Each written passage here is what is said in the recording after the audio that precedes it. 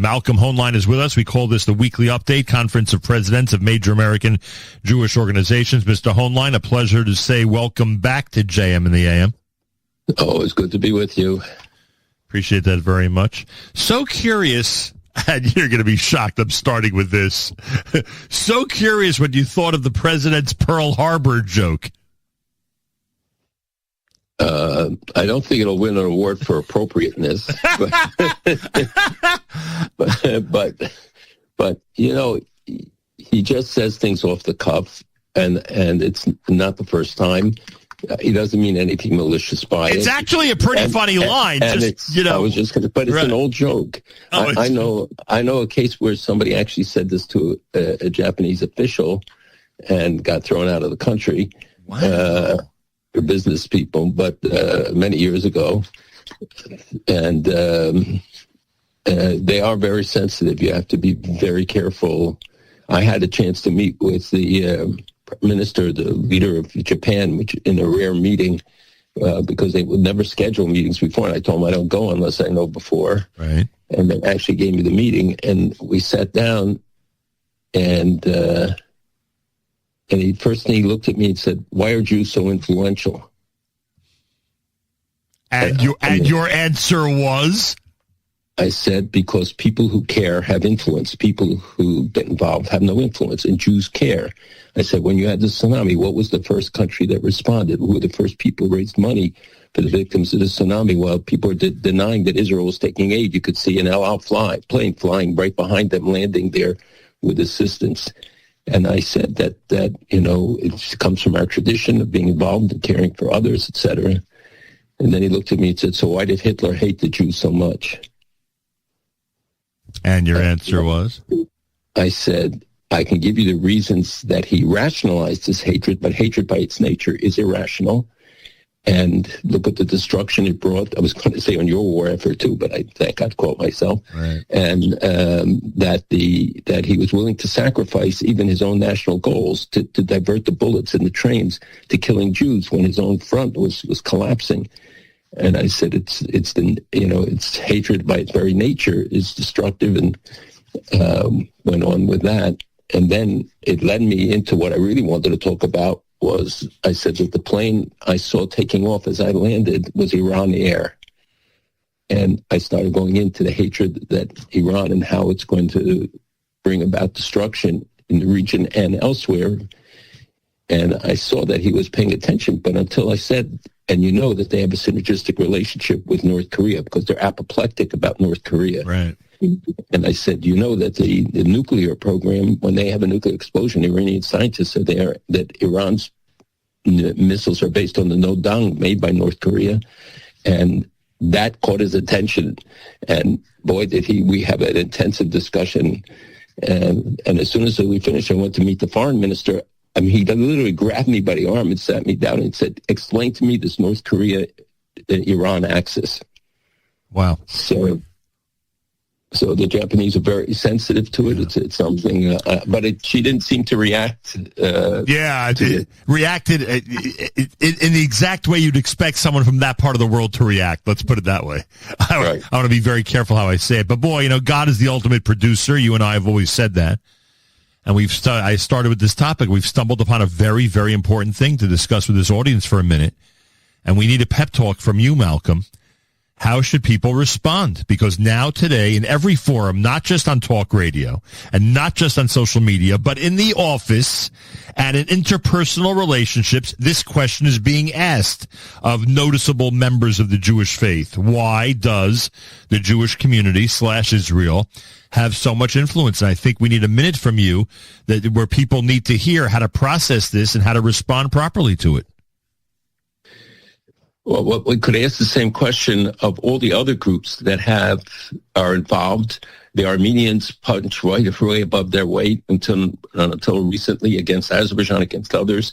You know, the Greek lobby was very active and often representing smaller populations than the Jewish community. And pro-Israel community is not Jews. It's a majority of non-Jews who stand with Israel, understand its significance, importance, and people who see who don't want to see an isolationist America, who understand that America's security depends on what happens abroad, and could be more clearly demonstrated than what we've seen now in terms of oil, in terms of other concerns related to Iran. Those who understand that Iran posed a danger first and foremost to America, the great Satan, then death to Israel, that America, because of its nature, cannot live as an isolationist power and protect its interests. You see the changes in South America, which directly affect the security of the United States. Iran, China, others all exploit these situations to undermine America's interests, and they certainly were doing it in the Gulf region. And maybe this will bring about the change with countries like Qatar and the Muslim Brotherhood alliance with Turkey and a little bit of Egypt, Libya, others, which pose a threat. And this cancer, had we let it continue to grow in Iran, right. You see how much, 17,000 sites, you see how powerful. This was one huge military muscle, and that muscle was going to be used to knock out our allies. You see that they attack all of the allies, Saudi Arabia, Qatar, Kuwait. Nobody's heard from Kuwait for years, and they attacked it. So it tells you the hegemonic designs, their messianic visions, and to a degree, Turkey shares some of those visions, and they want to be the hegemon in the region and are moving, and plenty of people are taking advantage of the focus moving away, including, I think, Hamas, as we read that they rebuild in Gaza, that that this battle that Israel is waging, is the little country that's not on the map, is waging for all of the West. And you not stumbled, but you just, brought up another important point that people need to keep in mind as Israel continues to be criticized, for its imperialism and its imperialist attitude and goals. Whether that's true or not, forget that for a moment. We'll use that as a premise for a second, that Israel is constantly being accused of that. As you just pointed out, look at all these other countries. Look at all these countries that think they're powerful in the Middle East and that region. They all have, again, the same type of imperialistic, messianic vision. And it's not just, and if we say that Israel has it, it's not just limited to Israel. So, and just think, if Israel wasn't there, what would they have done? Lebanon has been relegated into insignificance, can't defend itself, and they don't want Hezbollah. The people there welcome and blame Hezbollah for the war, although if you listen to NPR or any of those stations, you wouldn't believe that there was an enemy in the country, that Israel's just usurping it. Look, we'd rather have the condemnation than the condolences of the world. We're not going to allow ourselves just to continue to be memorialized and everybody crocodile tears over dead Jews while proclaiming the kind of things that they say about, the river to the sea and the Intifada. We've got to take those things seriously, especially when it comes from a public official. Right. And his associations and glorifying those who participated in these things. It's time for us that we have to stand up to those things, not tolerate it, not accept it. I think that we shouldn't focus so much on certain individuals whose names I don't want to use because then I would be doing it, but who are on the internet, who are fools. I mean, they're, and many of them are receiving foreign funding. We have to make sure that all of those things get exposed. Who's behind these movements? The role of China, the role of Iran, the role of the others. And we'll find how much the vital interest of the United States is not about Jews. This is about Western civilization, about Western values, about the survival of our countries, let alone Jews are always the tip of the spear. But we're the first victims, we're never the last. Yep. The rockets continue to fly, and I'm sure you hear the reports. Your relatives there, obviously, close relatives, as we all do, who are running in and out of shelters constantly, every night it seems, because we get alerts every time that some siren goes off. It does, and that's obviously a topic that if you want to address, as you always do, in terms of what our brothers and sisters are going through, please do so. But on top of that, it seems to me that I had been under the impression that the enemy, whether it's the Houthis, whether it's the Iranians, whether it's Hezbollah, whoever it is, always avoided direct hits on Jerusalem for obvious reasons, Arab population, holy sites, etc. And it seems this time around that Jerusalem is a real target. What's the difference this time? You're actually pointing out a very important thing, that and a distinction I also noted and raised with some public officials here and others to talk about this. This is a qualitative difference. It's not the quantitative difference. Right. And, we've had the ability to shoot 100 rockets at a time, especially Hezbollah firing 150 to the north in a single day. It is a real big difference and one that we have to look at. But you're right. This time, they aim now. The question is, do they have the guidance systems that sufficiently defined that these rockets were meant to hit other targets near, but not to fly at Jerusalem, certainly not to fly over the old city and the eastern Jerusalem. But we see that also in other places where they attacked Arab villages and hitting in Yehuda and Shomron, killing those 3 women this week in one of the rockets. It's hard always to discern whether it's one of these bomblets, if it's these cluster bombs, and I don't see the outrage. Where's the world's condemnation of the use of these cluster bombs against civilian populations, knowing that they spread, they kill children, they hang in a tree, somebody picks it up, they land all over civilian populations, and as far as I know, they're outlawed, but it doesn't seem anybody cares about that. The targeting of Jerusalem is a serious change, and yet you don't hear condemnation from the Arab countries that when Israel took steps like now to protect the people by not letting them go up to the Kotel, to the Har Bayit, to Muslims, Jews, Christians, everybody was equally restricted for their own safety, because there's no miklat on the top of Har Bayit that if there's something happens, there's no place for them really to run. And at the Kotel, you have some more protection, but I think they don't want people out in the open plaza. Right. They don't always get enough notice, and people get hurt running. So this was a precautionary measure. They allowed a certain, a couple dozen people to each of the places. So it's clearly not religiously restrictive. It's not discriminatory.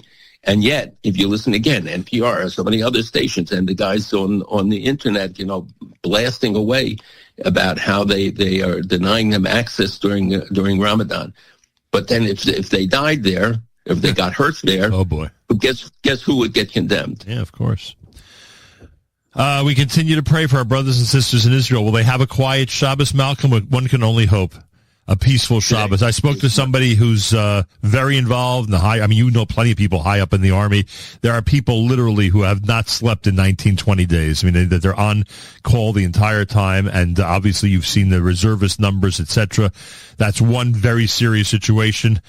Spouses and children without their spouse and without their father or mother, and then at the moment.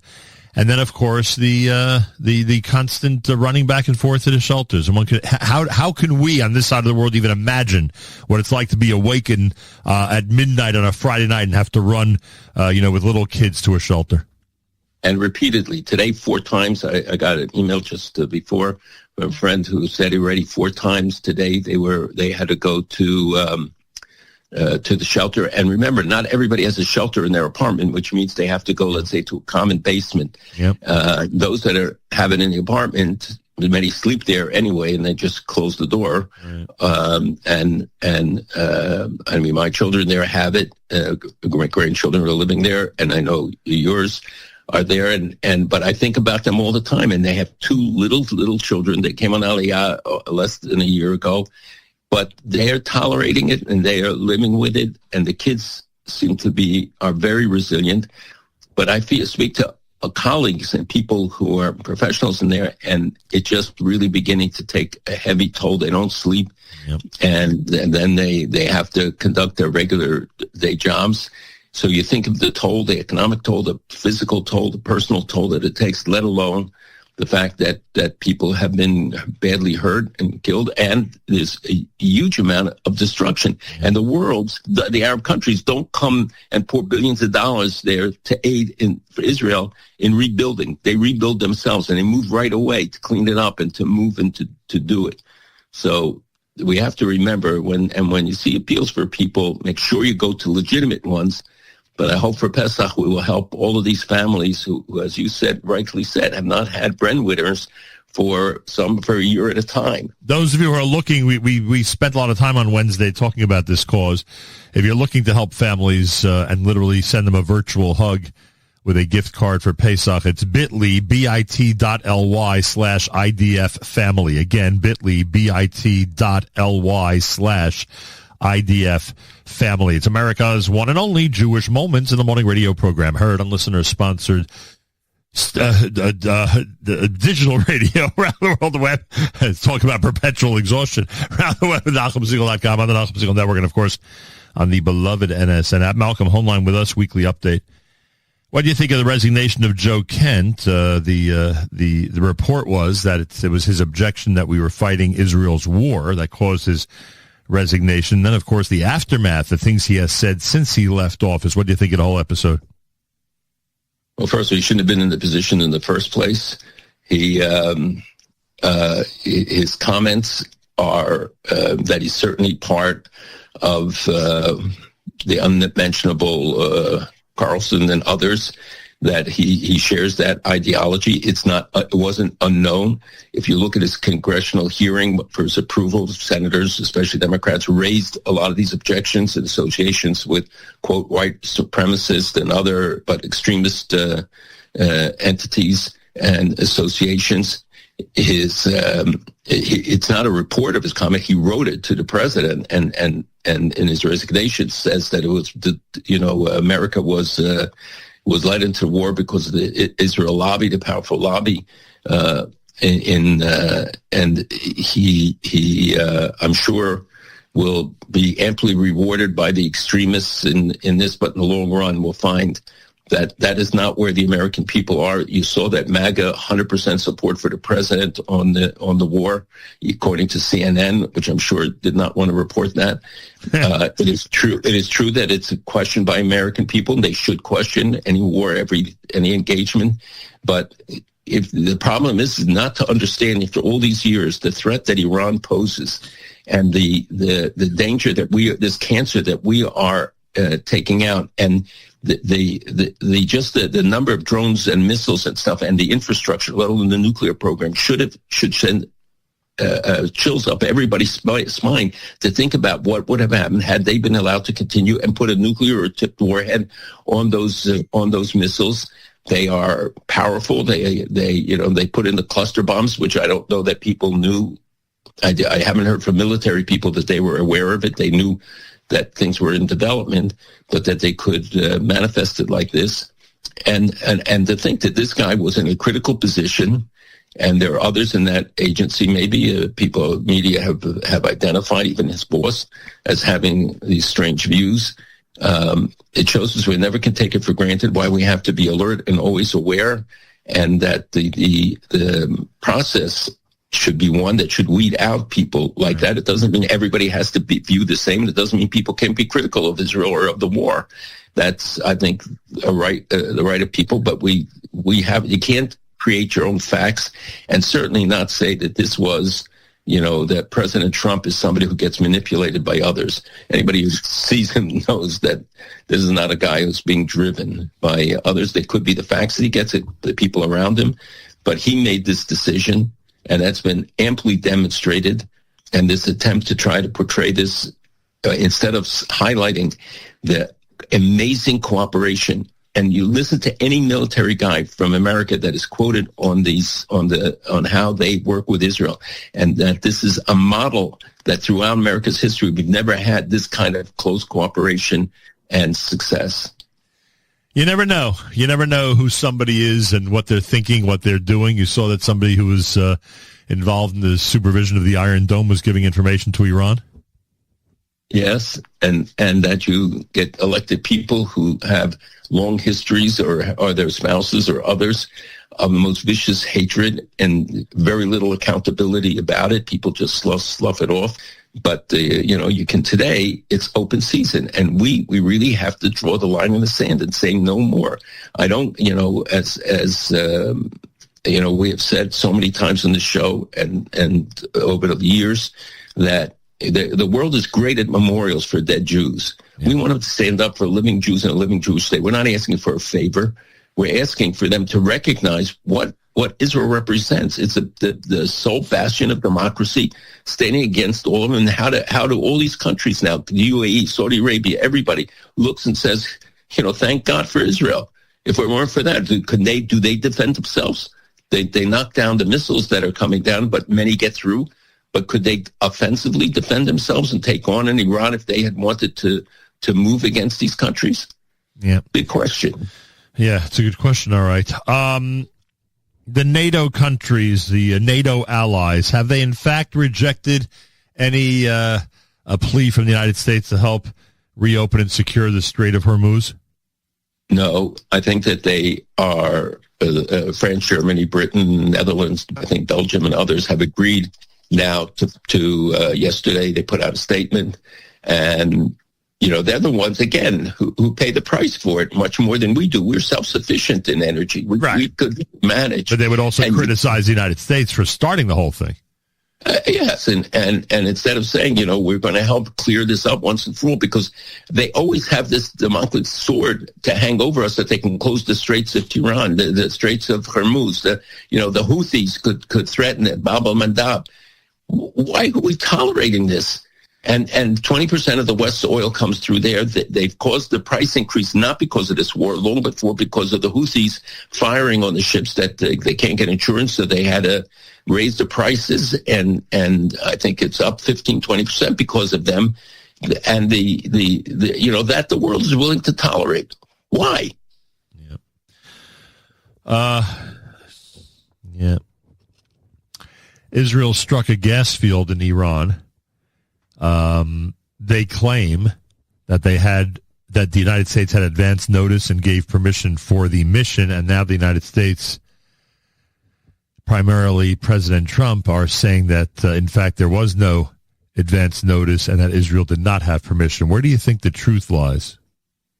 Well, it could be that they notified their counterparts, the military counterparts, and the message didn't go all the way up. It could be that they... a breakdown in communication, but and this will be debated whether it was wise to do this, to hit the thing, because the Iranian people are very nationalistic. Even the Jews there, you notice how they continue the culture, the identification after living there for 2,500 years. We know that in the communities in Great Neck, Los Angeles, and elsewhere where they perpetuate their Jewish culture, but also and it's greatly infused by Iranian culture and facts, so it even affects them. But overall, the country is very nationalistic, and the people I work with in Iran, the dissident leaders, people you see sometimes in the papers, and people who were top leaders who came with Khomeini, they say to us, don't destroy the things that are important for the infrastructure. Like you see that Israel didn't take out the electricity. They could have easily bombed the production plants, but they left it because then you punish the people, you turn them against it, and you want to leave it so that the country can function afterwards. And Pars, the oil field, is that kind of a symbolic place. I think that a time would come when you'd have to do it, because that's the only thing that will stop. That's their major source of income. I think hitting Karg Island, even though we only hit the military infrastructure there, the United States, we did not take out the oil refining capacity, though there may have been some damage to it. I think because they appreciate what the significance. So knowing this kind of details and seeing it from the perspective of the other side tells you sometimes better about what is appropriate and what can sometimes backfire against you. And I think the fact that that they hit Saudi Arabia and UAE and others, they were doing it before. So this became an excuse for them to be able to hit their oil fields, which is something that they've been threatening to do all along. We're getting used to the higher prices in terms of oil and gas. I mean, any gas station, you'll see it's reflected there in the price. What about air travel? Are we going to be paying a lot more because of fuel? Yes, if planes are flying, and if we can get over this period, the answer is yes. But it'll come down quickly. We have a lot of excess production capacity. But the airlines never reduce these prices once they go up for oil. Well, when competition and other things happen, yes, and if the government steps in and says they're not going to gouge the people, but what bothers me is that they changed the price on the gasoline on the tanks the next morning, when in fact the gas that they have now was purchased at the lower price. And how is it that they could, immediately change it and raise it? Are you telling me how to run my gas station? I'm telling you how to pump it, man.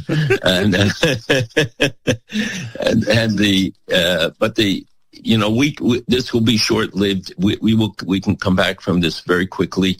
And the United States has a lot of excess capacity to produce now with Venezuela online. Isn't it amazing how none of the media, none of the people talk about the amazing changes that are taking place in South America, which nobody can doubt has direct implications for America's security, for the balances of power. The fact that so many countries, Paraguay, Uruguay, Honduras, Ecuador, Panama, Venezuela, are all going through, and now Cuba going through massive changes to be pro-West and to be at least diminishing the power of these in countries where China and Iran invested huge amounts because they wanted to fight America from off our southern coast, not over from 8,000 miles away. And I think it's amazing to me that the bias, not to give any credit to the administration, make sure that we always look bad. America looks bad in the eyes of the media, in the way the media portrays us consistently. Did you see the president of Argentina when he was in the United States? I did. And as you know, my iconic picture was when I was trying to stand.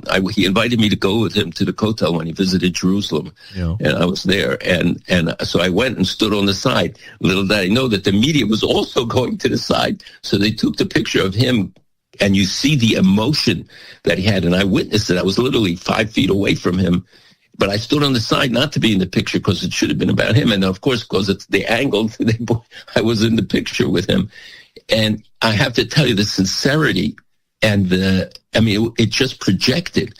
And when he grabbed when he prayed at the wall and then talking to him afterwards, I think it's one of the great miracles that this guy is there, won a re-election and is straightening out the economy, is straightening out a lot of things. But most of all, the relationship with Israel fighting anti-Semitism, it's amazing. Agreed. And who would ever dare accuse you of trying to sneak into a picture, Malcolm? Come on. I shy away from all of it. Can we go back to the gas station for a second? Do you ever wonder why people freak out when the gas is 5 cents more per gallon than it was the day before, but they'll walk into the Quick Mart at the gas station and buy a $3 bottle of water? And afford a $15 cup of coffee. Yeah. You ever think about that? I did not, but now I will. Yeah. Now you'll challenge yourself not to walk into the Quick Mart the next time you fill up. Harry, the big question, I know you don't have an answer. Nobody has an answer, but the big question is how long is this going to go on? The 12-day war always seemed to have a background noise of we know this is going to end soon, and it felt like it was real. Here, the president keeps saying it. It doesn't feel real. And also, if regime change is actually one of the factors in ending this thing, I think even the Prime Minister of Israel has agreed at this point that real regime change is likely not going to be possible. How long is this going to go on? Well, I don't think he said it's not possible. It's not possible if it comes from the outside. You can't impose the regime change if you want it to be successful. It has to come from the people, and that usually follows the fighting. And eliminating the levels of leadership and the likely successors means that we have a greater chance of putting somebody in power who will not just continue with a different the same policies and the same direction as, for instance, the son of Khomeini would, and we don't know if he's alive or how badly wounded he is and how badly hurt he was. Clearly, he was hurt badly, whether he's in a coma. As some say, the fact that they issue statements, that people miraculously in Iran, even if they're in a coma, you can issue a statement that How do you communicate it to your director of PR? I'm just curious. It's a mental process, and so the elements of change have to be there. Number one, they gave out rifles to 700,000 Basij, and they told them shoot to kill if people demonstrate on the street. So people didn't even go out for Nowruz, and the prime minister said, "Go out, we're watching you from above and celebrate." But there were, then usually this is a huge celebration, and it's today. We always know when it comes, because it's after Rosh Chodesh, but it changes during the course of the year because of the lunar calendar. Right. So the Iranian people are very resilient. I think that they are, they're waiting to see a clear direction. There isn't, though, the clear leader. Pahlavi, the son of the Shah, is one of the names out there, but there are a lot of people who still have anger against the Shah and who don't support him, others who do. As an interim leader or as a symbol, a figurehead, we have been working, and I've worked with people in Iran for 10 years trying to prepare for the day after. And you see that we have there are meetings of the dissidents, people who held high positions at times in Iran, but have gone against the government, recognized the evil that this government is. But we haven't seen the domestic changes. There have been the beginning of defections. This is what people should look for. If you have mass defections from the IRGC, and the Basij, then you'll know that the government has collapsed. There have been, and maybe even in the thousands, a lot of leadership left, and certainly their families left, and made sure that their bank accounts are in order abroad. Yeah. And so the elements that would go into real regime change have to be present for it to take place. I don't believe you can impose it from the outside. But everything you just said to us indicates it's not ending soon. The war has to go on for a couple more weeks. I mean, there are objectives that have not yet been achieved, and I think what happens on Karg Island will be very important, and especially now if the Europeans are going to go in there, and if there's a confrontation by their warships accompanying ships through it. I think the Iranians will be reluctant to challenge. They might shoot some missiles, but I don't think that they want an open confrontation. As you know, the U.S., the Gerald Ford, the largest aircraft carrier, had to leave to Crete to get repairs. There was a fire on board, not related to an attack, in their laundry room of all places. Oh gosh! On the biggest aircraft. That's why I avoid doing laundry, Malcolm. You never know what may happen. Well, because you got a lot of sailors who've been on there for a long time. And we have to remember it's not an easy deployment. 6 months, right? It's a 6-month deployment. They've been out 9 months already. Wow, unbelievable. Like a city floating in the ocean. I have visited, actually on Opsail in 1976. I was invited by the president to be there, and my wife and I went there, and we could not believe you can't imagine. It is a floating neighborhood. Like 5,000 people, amazing. Right? It's like 5,000 people on board. A couple thousand, yeah. I don't know if it's 5,000. I think it's 4 or 5. It's amazing, unbelievable. Are you going to have an opportunity to join us Monday night for the big celebration?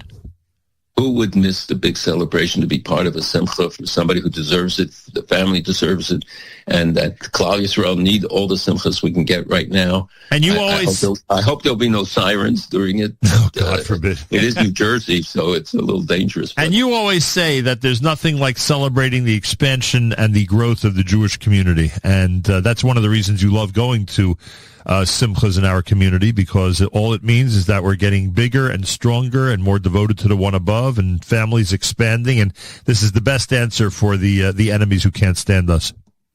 It's still I told people that when have children, it's an amazing statement. Grandchildren represent continuity. Great-grandchildren are the ultimate nakama to those who want to wipe us out. Yeah. And that when we see the continuity of the Jewish people, when we pass on our Masorah generation to generation, when you see a young couple like yours coming together, this is simcha for Klal Yisrael. It's everybody's simcha. We should all welcome it and celebrate, even if we're not physically present. We need simchot. We need to continue. We have to show that resiliency. We don't give in to the despair and to the anti-Semites. We're going to stand against them, use all the clout we have. We have to do it smarter than we have been doing it. We have to do it sometimes people build up the anti-Semites by their reaction, but I'm all for confronting it in clever and smarter ways and using our resources in better ways than we have till now, spending in the 9 figures, winning battles, but losing the war. We have to hold people to account. And we have a lot of elections coming up in November that are very decisive. Anybody who didn't register, I think you can still, but we have to register people, and those within the listening of this broadcast, please make sure your families, your synagogue, register people now. We saw how small votes and small groups of people can dictate the future even of the greatest city in America. That's right. What do I need to know about Shabbos and Flatbush? I got the big off-roof. What time do you and Mrs. Hoenlein take your leisurely Shabbos afternoon walk? Maybe we'll bump into you at some point, Malcolm. By 10 o'clock at night. Come on. Are you trying to avoid bumping into me over Shabbos? Well, I don't want to bump into you. I could get hurt, but if I don't get my Shabbos sleep by quotient, my week is ruined. So you're saying Shabbos afternoon stroll likely will not happen? Well, that's not impossible. It's not impossible. If I knock on your door, you may come out and spend some time with us. But don't knock loud. Just in case you're sleeping. All right. Looking forward to seeing you at the big Simcha. Have a wonderful Shabbos, and we'll speak, please God, next week. Yeah, have a great Shabbos. Be well. Malcolm Hoenlein, everybody. Conference of Presidents of Major American Jewish Organizations weekly update here each Friday, 7:40 a.m. Eastern Time at JM in the AM.